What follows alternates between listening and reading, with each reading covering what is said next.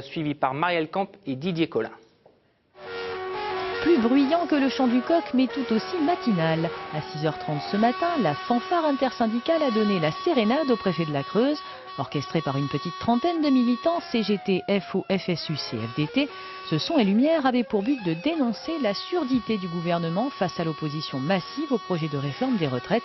Et en tout cas ce matin, le représentant de l'État en Creuse a bel et bien fait la sourde oreille.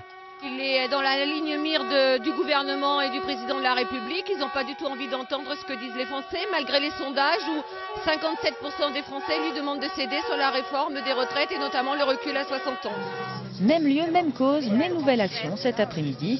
Devant les grilles de la préfecture, une table, une urne et des bulletins exclusivement négatifs. L'occasion pour tous ceux qui veulent de voter symboliquement contre le projet de réforme. Il n'y a apparemment pas de discussion possible. Il me semble qu'en démocratie on discute, même si effectivement il faut faire quelque chose, mais pas comme ça. Il faut avoir le courage d'aller prendre l'argent là où il est.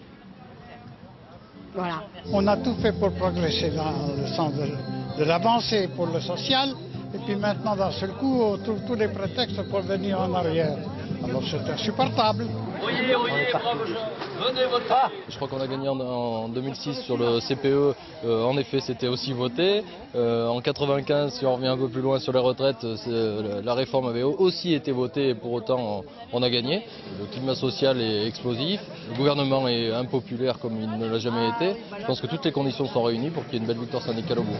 Ce n'est donc pas un baroud d'honneur, loin de là. Ce soir, l'intersyndicale devrait plancher sur d'autres actions afin de maintenir la pression jusqu'au 23 septembre.